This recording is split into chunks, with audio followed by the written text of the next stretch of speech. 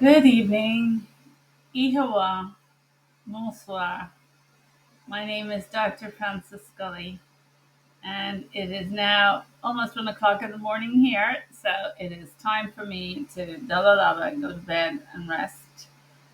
I was planning to make a short video, and then I needed to check in on what happened in the hockey game between the Oilers and the Panthers. And I'm relieved to know for now that the Oilers are winning.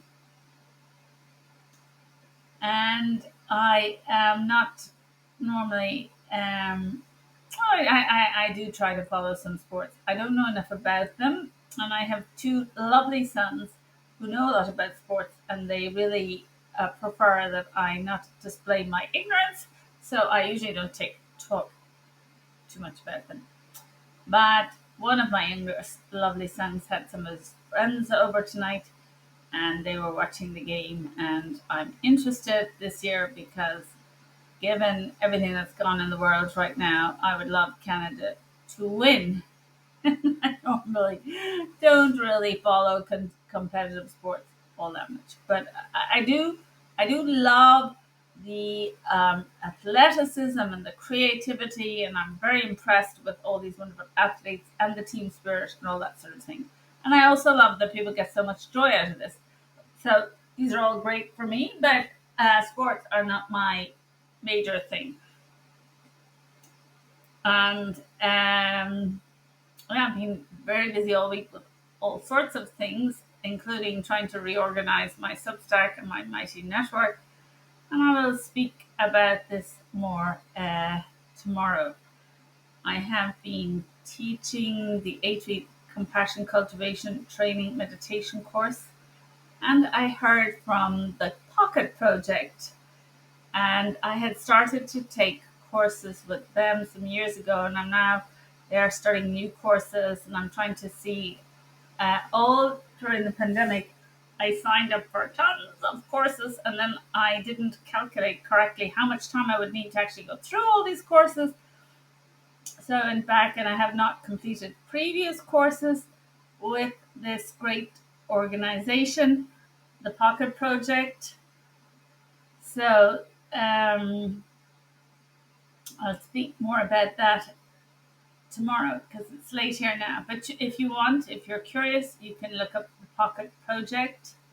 And this is Thomas Hügel is an Austrian, and he's been working for I think decades now, trying getting together thousands of people at a time for collective trauma healing. Now, the technical term that he uses, and a lot of psychologists, physicians, psychiatrists who work in the field of healing intergenerational trauma, use the word trauma. I think maybe for the rest of us, suffering might be the word.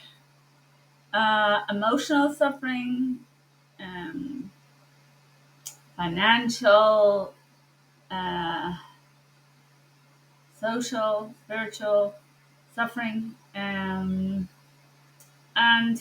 you know, it's a complex topic. So again, it's too late now to get into all that, but I will be trying to get into that now. And for now, I would say rest well, everyone.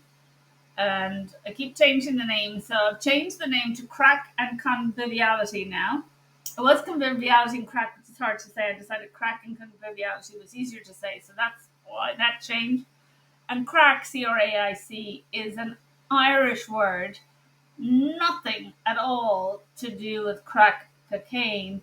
Crack is all about, having fun with other people. And the fun doesn't necessarily involve any alcohol. Now tonight I've had a very nice glass of wine, so that's affecting me, definitely. So I'm under some influence. But crack, you don't need wine or alcohol or any other sort of chemicals to enjoy the crack. You just need to be with people and have fun together with other people. And so that's crack. And um, crack is about having fun, teasing people. You can insult people, but it's always done in a way that is not hurtful, not harmful. We're not shaming or blaming or demeaning anybody. Traditionally, Irish people, unlike Steve Bannon or whatever happened to him, are not very into hierarchy. And of course, lots of people are, uh, but it's not part of the ancient tradition is Celtic, and it's very against hierarchy and into having fun, which is correct. And then conviviality is a word meaning, wishing to host people well, be hospitable, look after people well, entertain them, and also live together well. And I'm hoping, my dream is that crack and conviviality could sort of be the antidote to this awful, dreadful neoliberalism. And all this awful, dreadful artificial intelligence and fake this and fake that and Timo and all this ghastly stuff. Anyway, it's too late now to get into any more of that. I'll try to get on about it tomorrow. But that's where crack and confidentiality are coming from. And I'm trying to work on Substack and the Mighty Network at the same time.